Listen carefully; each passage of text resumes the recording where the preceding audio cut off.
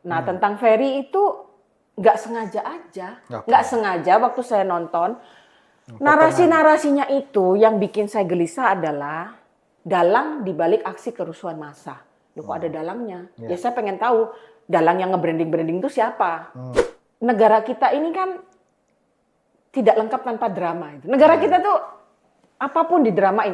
Mereka yang bicara salah tapi banyak itu dinilai sebagai sebuah kebenaran. Iya, itu Nah, bahaya sekali. ini penting sekali ada orang yang meluruskan, faktanya ini loh.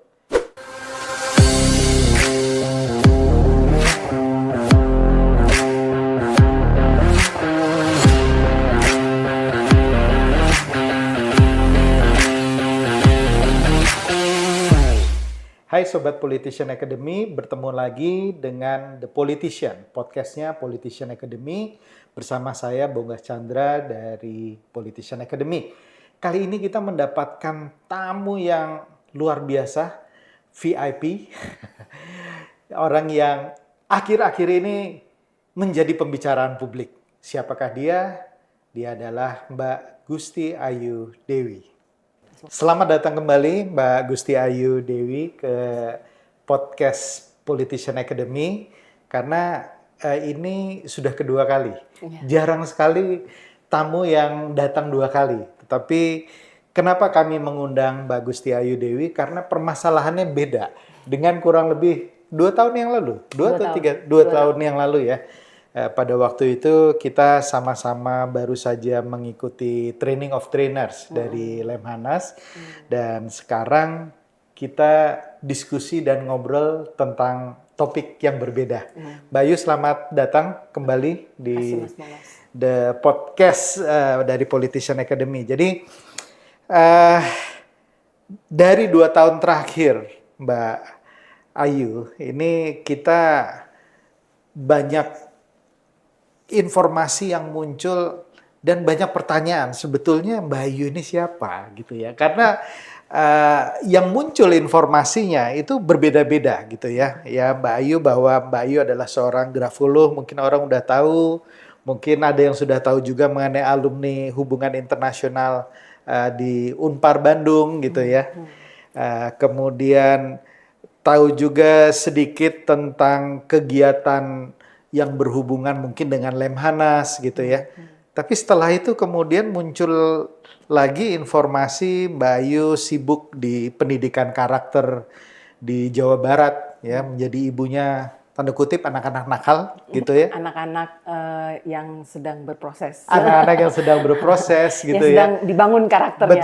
Betul. Dan kemudian kemarin juga ada peristiwa pada waktu demo, konflik saya boleh katakan gitu dengan Ferry Irwandi, kemudian muncul mengenai masalah DFK dan lain-lain ya. Jadi kalau saya melihat bukunya Helmi Yahya, itu ada satu buku yang bagus, Who the Hell Are You? Gitu. Who the Hell Are You? Jadi Who the Hell are Mbak Ayu Gusti Dewi? Mungkin Gusti boleh. Ayu Dewi. Gusti Ayu Dewi, mohon maaf. Ya, boleh dijelaskan how you clarify or define yourself, Mbak? Saya tuh pernah ini Mas Bonggas, lupa baca di mana ya, gitu. Tapi saya sangat tertarik sekali dengan kebanyakan orang tuh kalau ditanya who are you, dia kan bilang, oh saya pejabat ini, saya businessman gitu. Yang disebutkan adalah status sosialnya. Betul. Nah sementara saya tuh lebih tertarik dengan ketika orang tanya who are you, itu kita menyebutkan identitas kita lebih kepada saya itu sebetulnya hidup ini untuk apa sih? Oke. Keren banget. Di sini tuh ngapain gitu. Betul. Tentang pekerjaan, status sosial dan lain-lain itu kan sebetulnya hanya kendaraan ya. Betul. Hanya sarana untuk mencapai, ya ini hasil saya mencari. Karena pertanyaan who are you juga saya tanyakan ke diri saya sendiri, who am I? Gitu ya.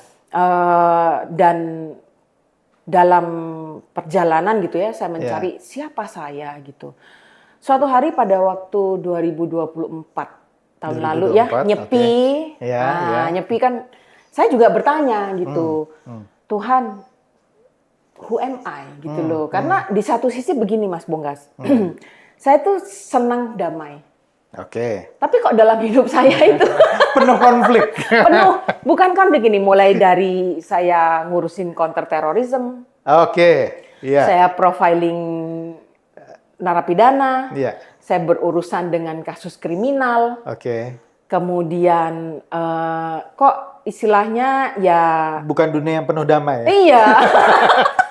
Kok saya ingin hidup damai gitu, tapi kenapa saya masuk dalam dunia-dunia yang di luar dugaan saya gitu ya. Sampai pada waktu nyepi itu saya meditasi itu saya tanya, who am I? Saya itu siapa? Terus Tuhan bilang, loh kamu namamu siapa? Gitu ya, Gusti Ayu Dewi. Dari hasil meditasi itu memang gini, Gusti itu kan kalau dalam darah Bali yaitu adalah kasta kesatria ya. Betul. Ya kesatria itu kan ya nggak di tempat sepa ya. Kesatria itu kan nggak di tempat begitu. Betul. Tapi di sisi lain ada Ayu, ada Dewi gitu ya. Sehingga tahun lalu kayak tepatnya ya pada waktu saya betul-betul Tuhan, saya ini mau ngapain gitu loh, mau gimana sih gitu. Ya kalau mau berkaca kepada kepengennya saya adalah saya ingin punya bisnis yang berhasil, kemudian nanti dari uang itu saya gunakan untuk menolong orang, Mas, filantropi. Kepengennya tuh gitu loh. Feeling good of doing good ya. Ada rasa begitu. Karena ya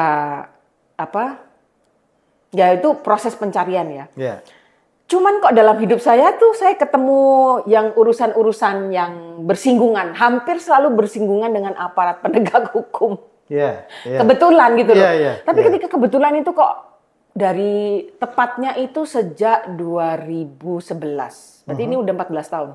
Kok dibilang kebetulan kok 14 tahun ya, Mas? Kebetulannya sering banget. Saya bingung. Sampai termasuk pada akhirnya saya memutuskan saya mau hidup di Bali. Itu kan saya ingin... Sekarang masih di Bali ya? Masih. Jadi saya hidup di Bali, kerja di Jakarta. Gitu ya. Nah, sampai saya tuh berpikir begini tahun lalu. Padahal saya tuh udah nyepi loh. Istilahnya saya tinggal di desa. Kok masih bersinggungan gitu. Jadi kalau menjawab who the hell are you gitu.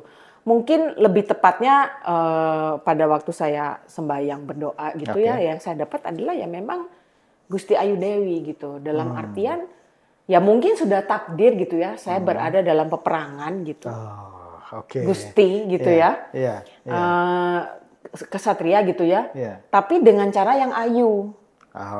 Dan menjadi seorang dewi gitu ya. Menjadi seorang dewi yang bukan saya ingin menjadi gimana gitu, tapi ya udahlah gitu kalaupun memang takdir hidup saya. Karena kayak 14 tahun kok saya denial banget ya.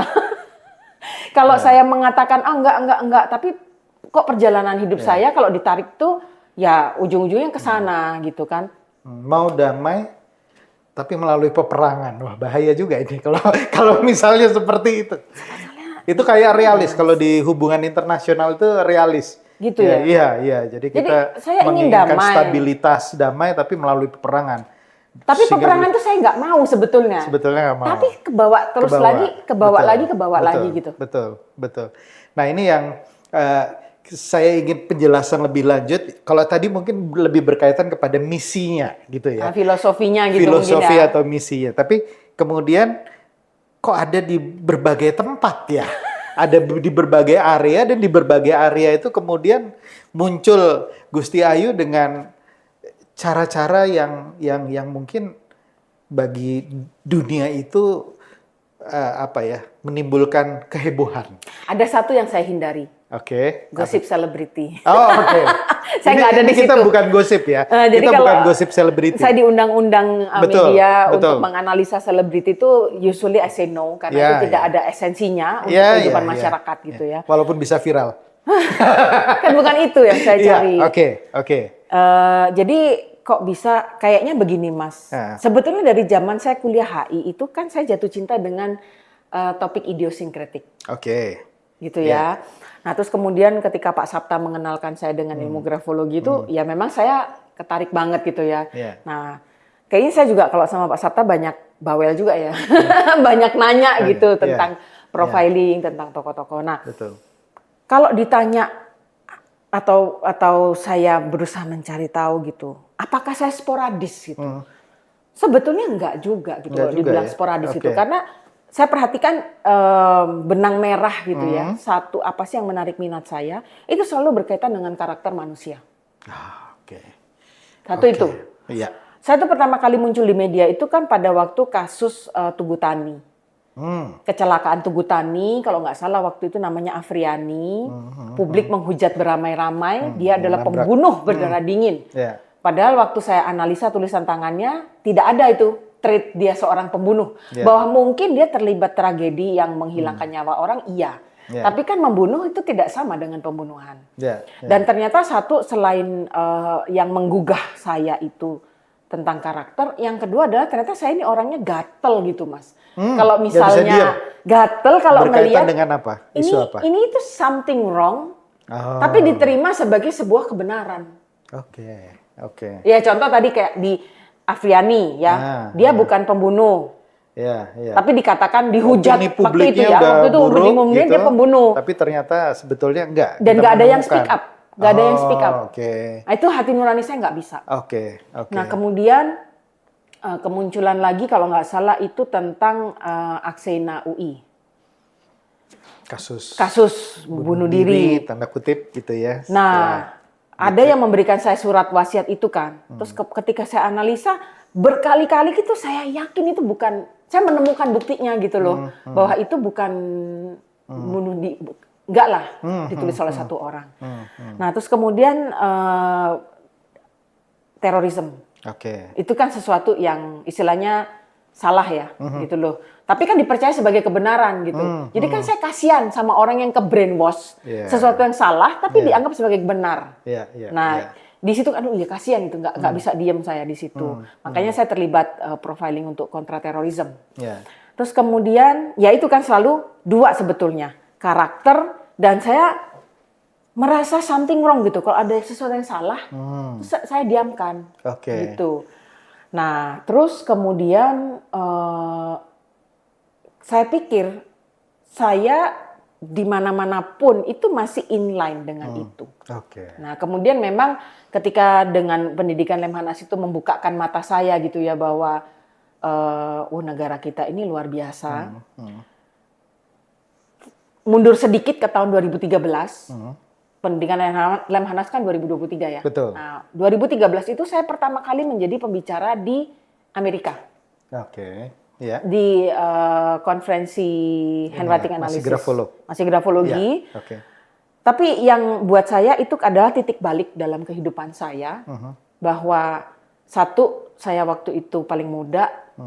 Kedua, Asia, the only Asian in the room. Bahasa Inggris nggak bagus, nggak selancar sekarang lah istilahnya pada waktu itu. Cuman saya punya mentor yang, oh no, we don't need your language because we know you don't speak English every day, but we need your perspective, we need your idea. Tapi di momen itu memang ketika saya sudah saya memaparkan, saya menunjukkan data dan segala macam, pandangan orang berubah. Tapi sebelum itu, when they know where you from, Indonesia gitu ya, ya orang memang ada underestimate. Dan ketika saya berdiskusi dengan orang yang underestimate, and then I found out that your idea is not better than mine, and then you look down just because I'm from Indonesia, itu saya terbakar. Terus ditambah lagi kehidupan di Bali. They think mungkin bule-bule itu ketemu ya namanya di seluruh dunia ya. Orang desa dengan orang kota itu kan beda tuh Mas, gitu ya. And then mereka datang, oh Bali is beautiful, ketemu yang mungkin orang desa minim literasi dan segala macam. Terus kemudian mereka berpikir orang Indonesia seperti itu. Wait a second. Bisa. No, cuman memang kehidupan yang look down orang Indonesia dari masyarakat internasional, kayaknya itu yang membakar saya itu di 2013 bahwa we are Indonesian and we are a great nation. Nah, lebih ke situ sih Mas. Jadi ketika ada hal-hal yang berkaitan dengan karakter, karena menurut saya a great nation itu dibentuk dari great characters. Jadi ketika sesuatu yang berkaitan dengan memperkuat karakter dan nobody is doing something about it, I feel restless. Makanya pada waktu revolusi mental dulu digaungkan, sebetulnya saya yang paling semangat. Betul. Tapi ketika menjadi revolusi mental, saya nggak tahu tuh masih revolusi mental atau revolusi mental. I have no idea because I'm not a politician. But I do care about character building dan tentang sesuatu yang salah diterima sebagai kebenaran itu kan pembodohan. Betul. Dan kenapa saya gelisah? Because it makes our nation look stupid. Dan saya ada pain di underestimate oleh masyarakat global. Gitu. Jangan disangka kita orang ramah, tapi kita bisa diremehkan. Ramah itu bukan remeh. Betul. Itu kali ya, yang benang merahnya. Benang merah kenapa saya ada di anti counter terrorism, saya ada di membantu aparat penegak hukum, kemudian termasuk pada waktu ada pembinaan karakter di Jawa Barat gitu ya. Betul. Saya termasuk yang wah keren nih. Pendidikan karakter tuh yang sangat kita butuhkan karena negara kita itu terdiri dari 270 juta jiwa. Jadi saya selalu mengatakan bahwa kekayaan terbesar negara kita itu bukan sumber daya alam. Karena sumber daya alam dikerok-kerok habis. Sumber daya manusia setiap hari lahir baru. Gitu. AI aja nggak bisa nandingin manusia sebetulnya gitu ya. Tapi manusia yang seperti apa dulu. Nah, jadi memang negara kita tuh menurut saya sumber strength-nya itu di manusia. Dan manusia ini menjadi maksimal kalau karakternya di-nurture dengan baik. Nah, ketika ada pendidikan karakter, nah di situ kan saya my spark, it like lit my spark. Pendidikan karakter. Betul. Nah, tapi juga, loh, kok militer? Wah, jangan sampai ada something wrong nih, gitu. Nah, ketika ada pendidikan karakter dan ada sesuatu yang kurang tepat, itu saya restless gitu lah. I want to do something. I want to do something. And you speak up with this issue. Not just speak up, tapi saya yang membuka pintu adalah Ibu Cassandra. Nah, kita diskusi. Nah, anak-anak ini didampingin nggak ya? Anak-anak ini diakses nggak ya? Wah, anak-anak ini kalau nggak ada pendampingan psikologi nanti ini dong melanggar hak anak. Ya udah gimana? Jadi kita dampingin. Tapi inilah ya Mbak, pro bono gimana? Nggak apa-apa Mbak. Rezeki itu bisa dicari di mana-mana, gitu kan? Dan kalau misalnya, ya mungkin membangun karakter tuh part of my idealism tuh ya Mas. Sehingga I love doing it. Ya selama saya kan nggak miskin juga gitu loh Mas. Istilahnya nggak sampai bikin saya berdarah sampai nggak bisa makan juga kan. Toh saya masih bisa ada pekerja, ada business. order, analisa dari bank, dari mana yang bisa dikomersilkan. Kita masuk itu dengan tujuan ingin memberikan pendampingan yang tepat dan sukarela, gitu. Dan ternyata di welcome dengan baik, gitu ya. Meskipun menurut saya begini, kita bukan vendor ya, kita adalah masyarakat yang peduli. Kita adalah masyarakat yang peduli dan itu sistemnya memang non transaksional, gitu ya. Nah, jadi ya itulah bentuk kepedulian karakter dan jangan sampai ada sesuatu yang salah. Nah, kadang-kadang orang itu ketika melihat ada ingin membenarkan, caranya kan ada banyak. Mungkin ada yang dengan teriak di jalan, mungkin ada yang maki-maki gitu. Kalau saya dengan cara ngasih servis gratis. Nah, kalau udah ngasih gratis aja masih lu lepeh, padahal itu untuk kebaikan masyarakat, baru kayaknya aku akan teriak deh, Mas. Gila lu, Ndro. Ya itu sih kayaknya benang merahnya. Betul ya. Dan benang merah itu berlanjut dengan kasus dengan Ferry Irwandi. Itu tuh ketidaksengajaan yang itu tuh benar-benar tidak di planning, tapi kayaknya nyambung dengan dua itu. Nyenggol. Ya, itu nyenggol kayaknya, inline kayaknya nyenggol gitu loh. Karena kan sebetulnya awal-awalnya itu kan bukan Ferry. Awal-awalnya itu waktu demo, sebetulnya kan saya termasuk yang happy ada demo itu. Iya. Kita semua. I'm happy. Awalnya Pati, kapok lu. Jangan lu kira lu berkuasa punya jabatan, lu bisa seenaknya sendiri. Belum ketemu aja lo sama people power gitu kan. Demo Pati itu I'm happy Mas. Nah terus kemudian demo DPR, sebetulnya saya happy juga gitu kan.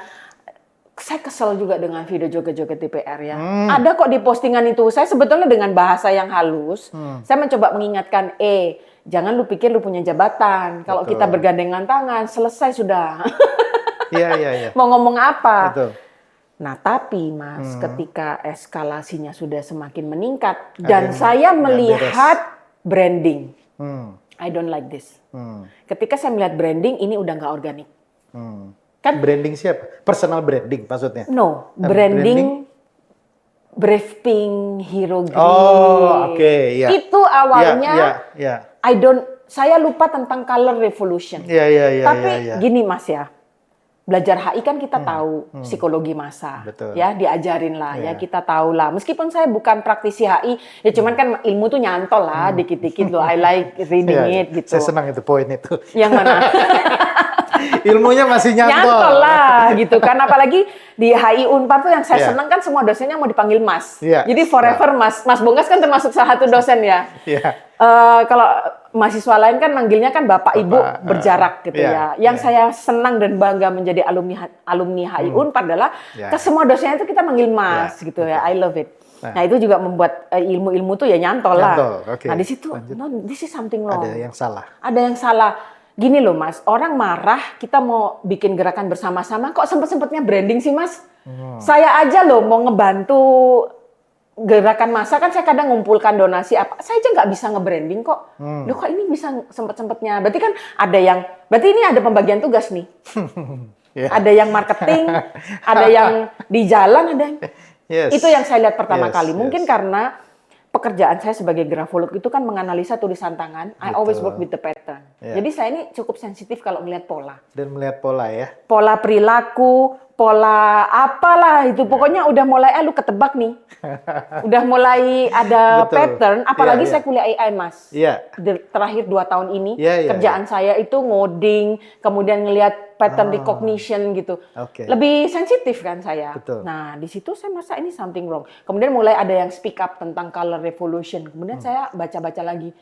Gila loh ini. Nah, di situ saya mulai itu saya speak up. Nah, waktu saya tuh nggak tahu Ferry Irwandi. Saya tidak tahu dan saya tidak punya masalah. Saya cuma tahu sekilas. Bahkan saya dulu tuh termasuk yang mengagumi dia. Saya pernah kok DM, ada buktinya. Saya DM bahwa lu keren gitu ya. Karena dia pernah keluar kalimat yang saya sepakat.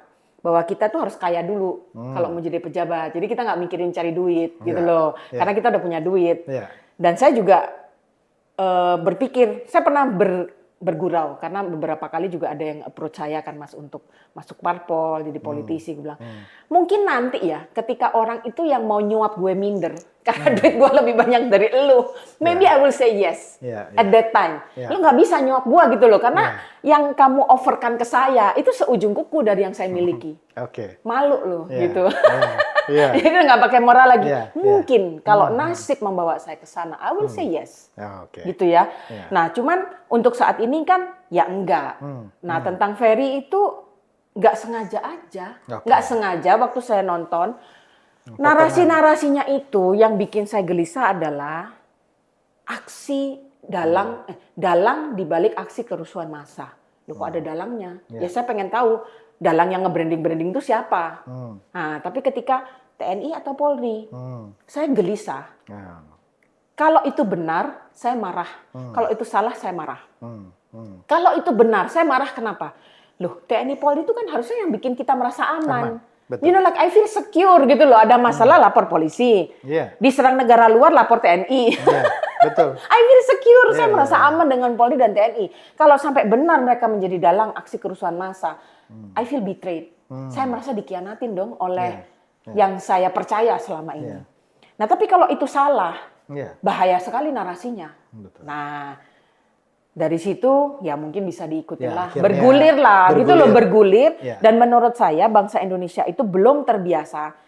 You know, Western people, they used to debate and argue, and nothing personal. We just focus on the statement. Hanya fokus kepada substansi gitu loh, tidak kepada orangnya. Lu gitu. Siapa gitu? Nggak kan gitu. Kalau, betul. Tapi argumennya gitu loh, maupun lu cuman lulusan S1, tapi kalau misalnya lu nggak doktor, tapi argumennya memang masuk akal, ya why not?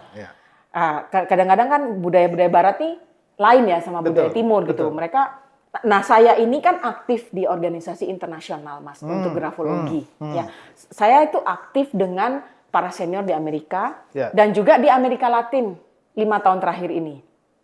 Ya kalau Latin sih masih bau-bau Timur ya. Tapi kalau udah North American, mereka ya gitu aja gitu, emotionless. Nah kalau Indonesia emotionful. Betul. Not emotionless. Jadi dilihatnya itu ketika kita berdebat secara argumen, itu seolah-olah ada permusuhan pribadi gitu loh. Padahal betul. Apa untungnya saya musuhin Ferry? Nggak ada. Nggak kenal juga, nggak kenal gitu loh, nggak kesana juga. Dan maksud saya, masa sih track record saya harusnya orang bisa Google dari nama Gusti Ayu Dewi. Tapi kan sebelum Gusti Ayu Dewi dulu saya dikenal dengan nama Deborah Dewi. Sepertinya saya punya rekam jejak di media deh, 14 tahun ini. Bisa di Google Deborah Dewi, Gusti Ayu Dewi itu siapa, apa yang saya lakukan.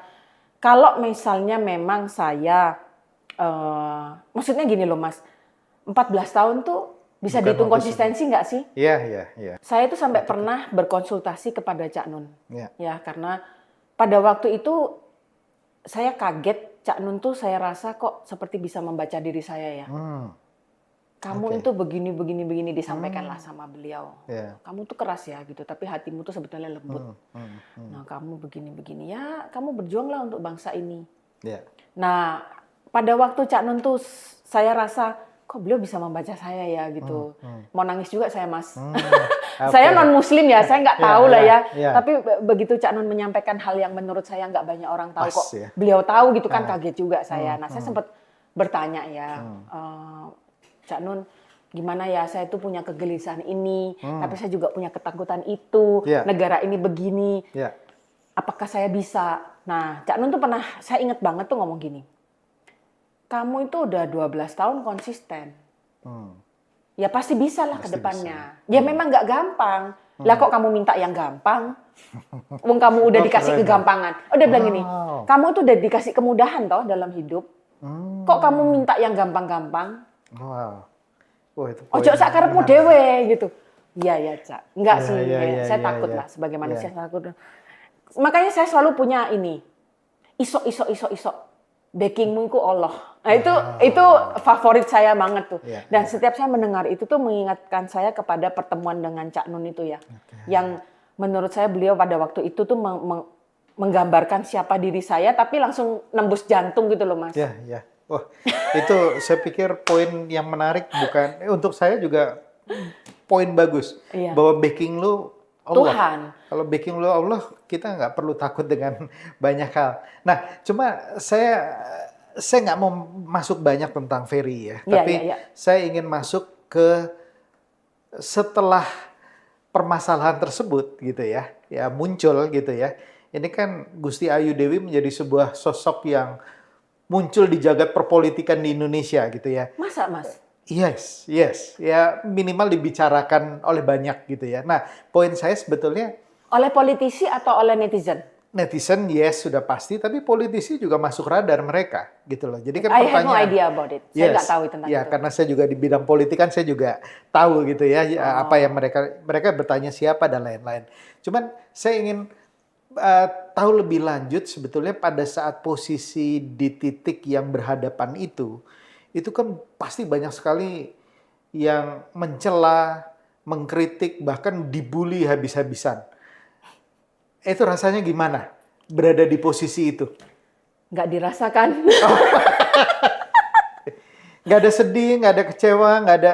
Maksudnya apa itu memang udah terbiasa dengan seperti itu atau gimana? Mas, kalau saya menganalisa grafologi ya.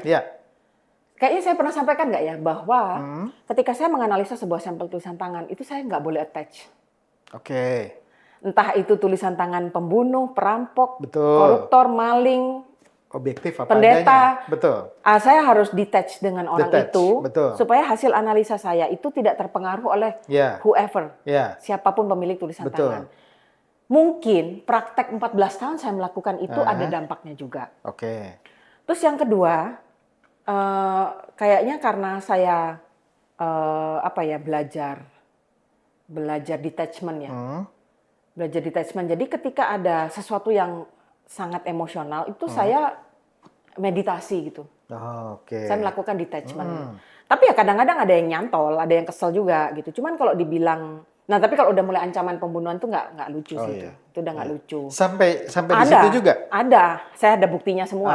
Ancaman pembunuhan. Ini target jarah selanjutnya. Hah? Sampai di situ? Ada.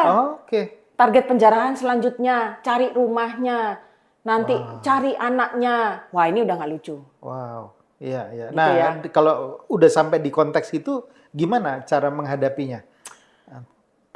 Pertama berdoa. Ya, oke. Klise banget ya. Iya, iya, iya. Gimana Iya, ya? iya. Yang pertama berdoa, kedua saya sudah komunikasikan ke beberapa stakeholder ya. Bahwa saya melihat ada potensi new crime. Oh, oke. Ini kriminal baru nih Ya. yang harus disuarakan. Iya, iya.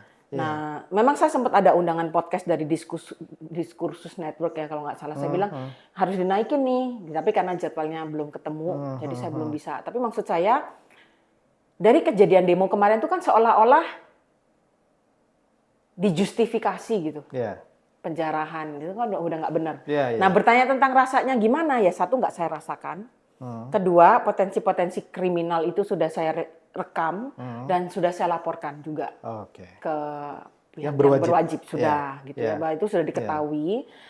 Nah, kalau misalnya terjadi sesuatu yang tidak diinginkan kepada saya, nasibnya saya lah ya, mati atau gimana lah ya, itu kan udah nasib ya. Saya itu punya bukti rekam jejak bahwa saya pernah melaporkan loh. Berarti aparat penegak hukum kita tidak menegakkan hukum dong. Nah, saya punya bukti gitu loh bahwa saya sudah ada kejadian begini loh, kok kamu diemin? What are you doing in this country? That you should protect us at all costs. Betul. Ya, dan pasti banyak sekali tuduhan orang ya berkaitan dengan posisi kemarin gitu ya. Misalnya contoh, ini pro pemerintah, ini pro geng Solo, ini termul gitu ya. Ini ya macam-macam ya. Ini betul ya. Itu banyak sekali muncul. Tuduhan itu muncul ya, penjilat Prabowo, ternak Mulyono, pro pemerintah, antek-antek pemerintah. Agen asing sih enggak sih. Oh, enggak. Enggak. Agen intelijen mana gitu enggak. Oh, oke. Enggak. Cuman oligarki, ketawa aja gitu loh. Masa oligarki itu enggak dilihat, ada tampang oligarki enggak? Cuman gini, untuk semua yang tuduhan-tuduhan itu ada, dan saya bingung kok ada tuduhan begitu ya. Kan saya nggak berpolitik gitu loh Mas. Istilahnya saya juga nggak ini ya sewajarnya aja gitu kan. Ya saya nggak ngerti. Tapi kalau dituduh begitu tuh saya ada malunya juga. Malunya apa? Nanti disangka geng Solo saya ngaku-ngaku geng mereka. Padahal bukan. Malu kan gitu loh, geng Solo ditanya saya juga belum tentu. Nah kan Mas Bonggas kan tanya dong sama mereka, kenal saya nggak? Nah tolong sampaikan itu bukan saya yang ngaku-ngaku ya gitu loh. Nanti gengnya Prabowo nyangkanya saya ngaku-ngaku, kan malu saya gitu. Sementara mereka para pejabat yang disebut-sebut itu tahu nama saya aja enggak. Jadi malu aja saya. Gusti Ayu Dewi ini nggak punya afiliasi kemana-mana sebetulnya. Ya nggak ada sih. Oke. Ya malu saya. Nggak punya Mas. Lah Mas Bonggas tanya aja sama mereka. Kan Mas Bonggas dari Politician Academy pasti punya channel. Ya kan? Malah nanti saya yang malu disangka saya ngaku-ngaku punya afiliasi. Padahal ya nggak punya. Oke, clear. Saya pikir ini poin bagus ya. Karena banyak ya orang di luar sana setelah kejadian kemarin kan kemudian mengkelompokkan gitu ya. Oh, gitu ya.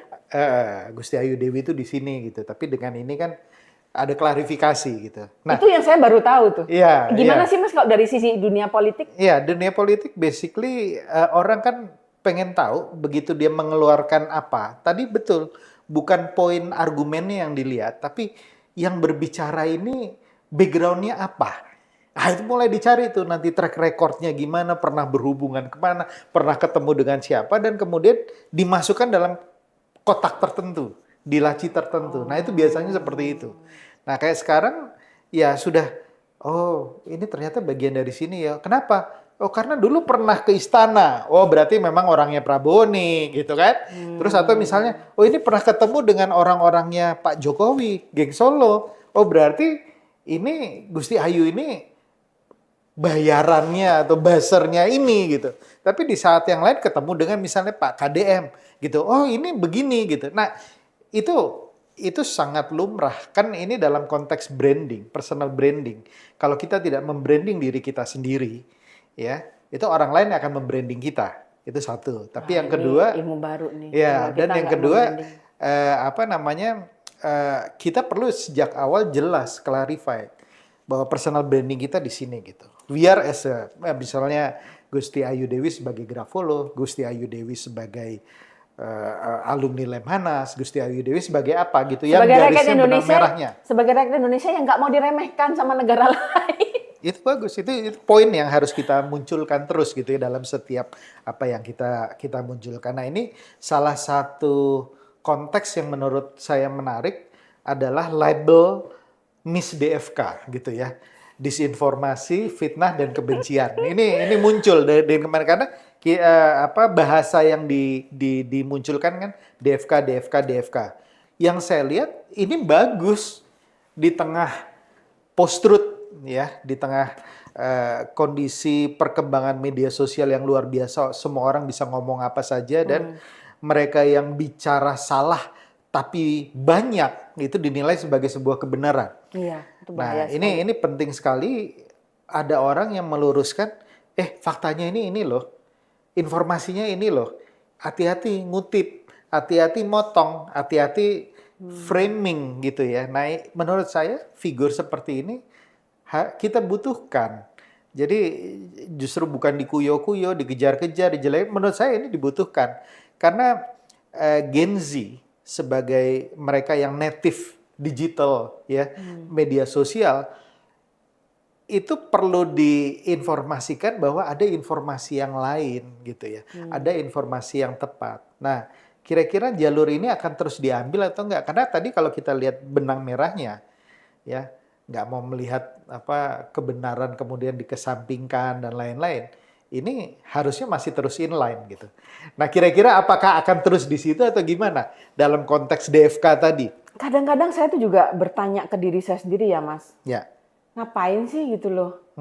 Harusnya kan negara yang ngurusin ini, ngapain gue urusin gitu loh. Kadang-kadang saya juga males gitu loh, ngapain? Saya juga punya kerjaan gitu loh, ngurusin kerjaan saya.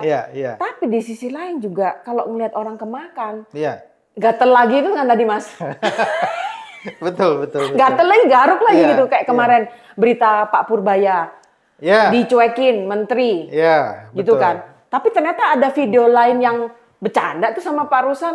Loh, kok kenapa yang viral yang beliau lagi bengong gitu kan? Terus kemudian yang istilahnya yang bercanda-bercanda itu nggak viral gitu loh. Sampai saya tuh bingung, ini tuh sebetulnya emang disengaja nggak sih? Satu itu, ini disengaja nggak sih gitu loh.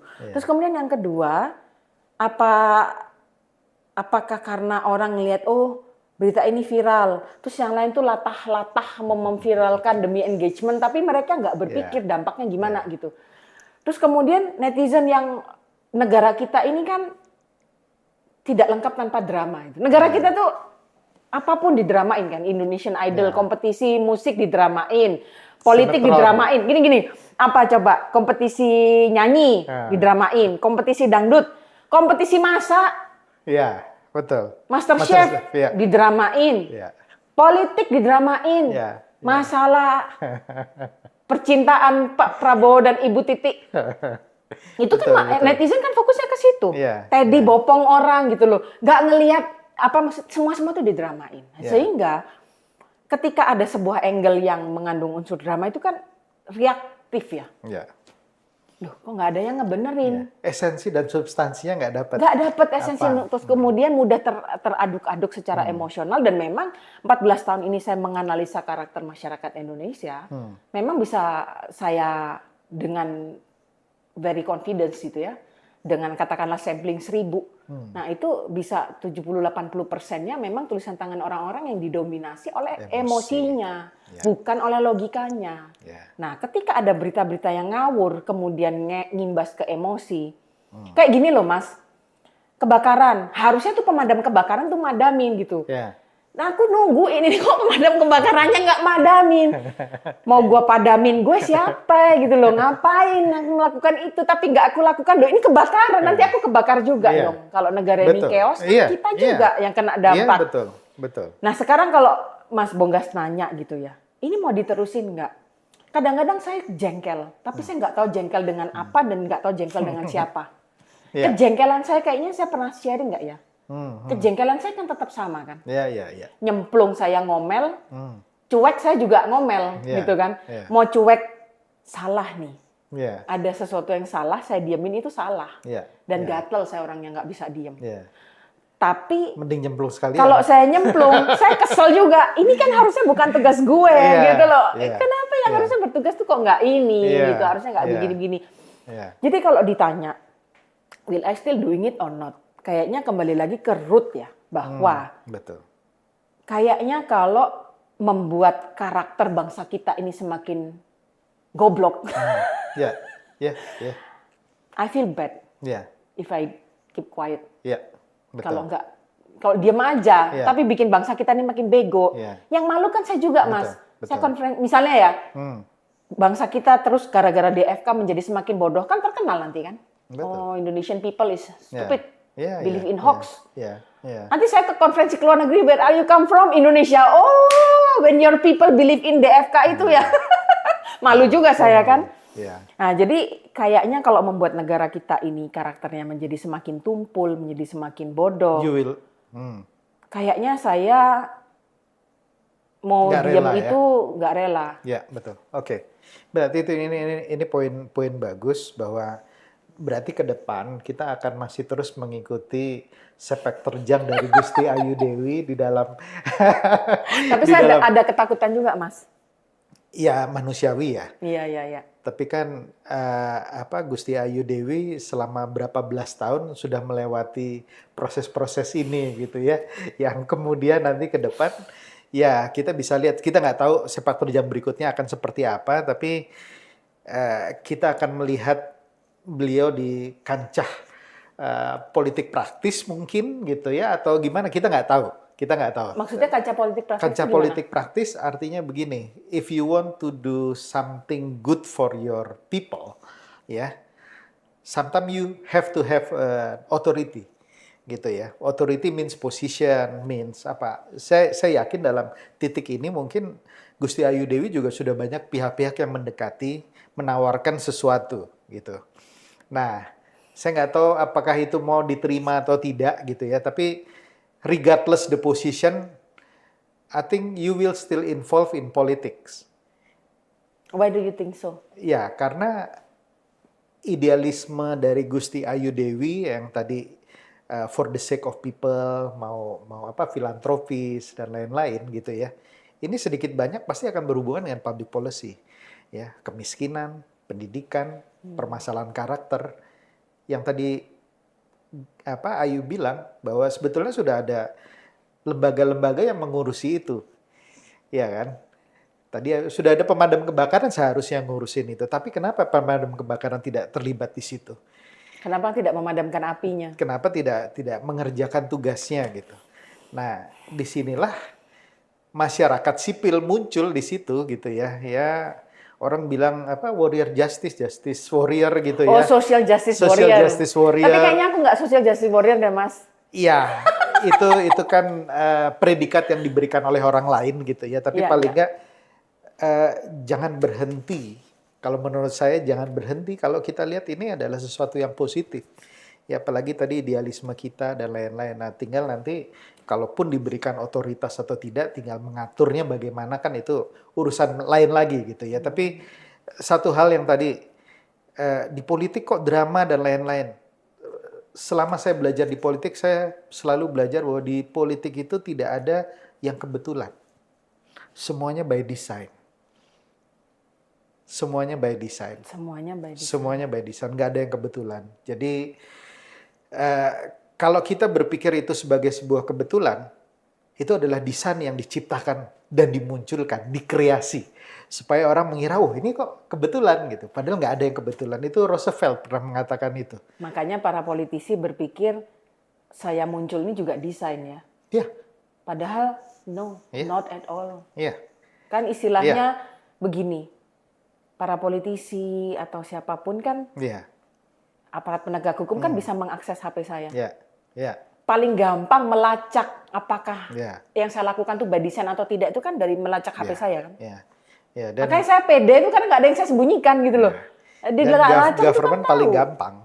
Intelijen paling gampang untuk bongkar ini. Intelijen bisa bongkar HP saya gitu loh. There is no design, it's just pure because I care. Saya peduli supaya kita itu masyarakat tidak diadu domba. Oke. Saya peduli supaya masyarakat kita tuh tidak dibodoh-bodohin dan tidak menjadi bodoh. Itu. Ya, jadi misinya Gusti Ayu Dewi itu masuk di situ. Jadi lebih besar daripada yang dipikirkan oleh banyak orang atau banyak netizen gitu ya. Kita punya misi yang jauh lebih besar. Dan, kita tuh bangsa yang besar soalnya, Mas. Kita bangsa yang besar. Sepakat. Dan saya bangga. Kenapa saya bangga ya? Kita traveling, Mas, ke luar negeri ya. Saya tuh pernah ke Turki tuh nangis. Maaf ya, menurut saya bangsa kita itu bangsa yang peri kemanusiaannya paling besar. I want to say that. Karena di beberapa negara itu ya, kita tuh kalau susah ya, biarin sendiri, individualis. Masa derita lo. Tapi begitu landing ya, saya tuh pernah, Mas, dalam tanda kutip tuh terdampar di Turki 1 bulan. Ada satu dan lain hal lah, masalah tiket, masalah ini. Sampai di poin saya tuh mau nangis, aduh aku udah pengen, I want to get out from this country. Begitu saya landing, keluar air mata saya. Sesimpel as melihat senyum. Kayak ya Tuhan gitu. Istilahnya sebetulnya ya, manusia yang bisa memanusiakan manusia, itu adalah bangsa kita. Gitu ya.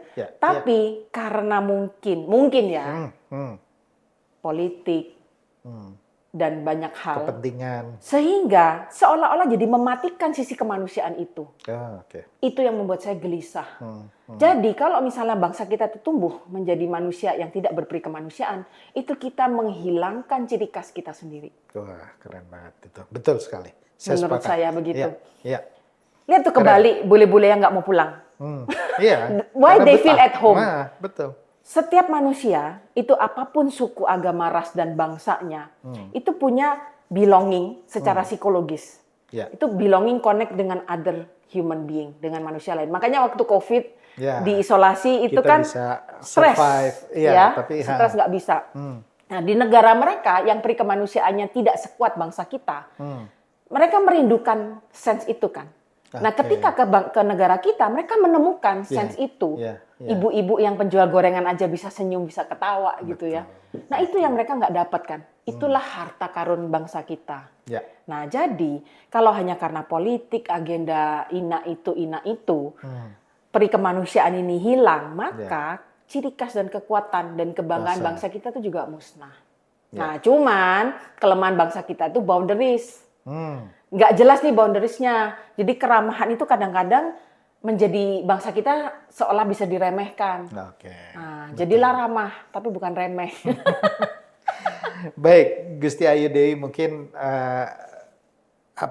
pertanyaan terakhir sebetulnya berkaitan dengan tadi DFK, kemudian keaktifan dan lain-lain. Kira-kira ada message atau pesan khusus nggak untuk anak muda Indonesia? Karena kita tahu bahwa anak muda Indonesia inilah yang akan meneruskan tongkat kepemimpinan, akan membawa arah politik Indonesia, akan membesarkan Indonesia gitu ya. Dalam konteks mungkin bermedia sosial, informasi, dalam konteks kondisi Indonesia saat ini, kira-kira ada nggak pesan khusus yang mau disampaikan? Pesan khusus gini, kita itu lahir tuh kan nggak bisa memilih kan? Betul, nggak bisa milih terlahir lokasi. Sebagai siapa, terlahir di mana. Saya tuh selalu percaya bahwa kita terlahir sebagai bangsa Indonesia itu bagian dari takdir. Betul. Bagian dari destiny. Nah, untuk semua anak muda, kalian itu menjadi WNI, itu adalah bagian dari takdir. Sehingga kabur aja dulu, itu seperti mengingkari takdir. Dan percayalah kepada kita-kita yang udah tua ini, yang udah menjalani asam garam kehidupan, bahwa kehidupan yang mengingkari takdir itu akan diikuti dengan kegelisahan. Kamu tidak akan tahu, tapi kamu akan, kenapa ya aku gelisah? Kenapa gelisah? Ya karena sebetulnya kamu tidak menghidupi takdirmu. Nah, PR-mu adalah mencari tahu takdirmu itu apa di Indonesia ini. Satu itu. Dan takdirmu itu apa sebagai bangsa Indonesia ini. Mau nanti jadi pejabat, mau nanti jadi pemimpin bangsa, mau jadi orang biasa, setiap manusia itu punya peran. Kamu juga punya peran. Nah, sekarang yang paling simpel deh. Perannya adalah kamu itu mau ikut menolong bangsa kita menjadi bangsa yang kuat atau merongrong bangsa kita. Wow. Ya. Betul. Kalau kamu menjadi generasi FOMO, Takut ketinggalan, tapi kemudian ikut-ikutan menyebarkan hoax, kemudian kebawa emosi sehingga lupa untuk berpikir kritis gitu ya. Tanpa disadari itu menjadi bagian yang merongrong bangsa Indonesia. Gitu. Tapi kalau mau memelihara berpikir kritis gitu ya, kamu akan menjadi bagian yang menolong bangsa Indonesia. Nah, menjadi penolong atau menjadi perongrong, keputusan itu di tangan kamu. Wah, keren sekali. Terima kasih Mbak Gusti Ayu Dewi untuk waktunya. Terima kasih. Saya bisa mendapatkan waktu beliau ini, bookingnya udah lama. Karena kepadatan dan aktivitas. Dan alhamdulillah puji Tuhan kita bisa datangkan Mbak Gusti Ayu Dewi. Terima kasih, banyak sekali kalimat dan kata-katanya yang sangat bermakna, yang mungkin nanti akan memberikan inspirasi kepada banyak orang, termasuk saya sendiri. Banyak, walaupun mantan dosen gitu ya, tapi sekarang saya yang belajar banyak dari Gusti Ayu. Saya juga belajar by design-nya semuanya ya. I need to think about it. Baik. Terima kasih Mbak Gusti Ayu. Sobat Politician Academy, demikian episode kita kali ini. Semoga bermanfaat dan salam kebangsaan. Salam kebangsaan.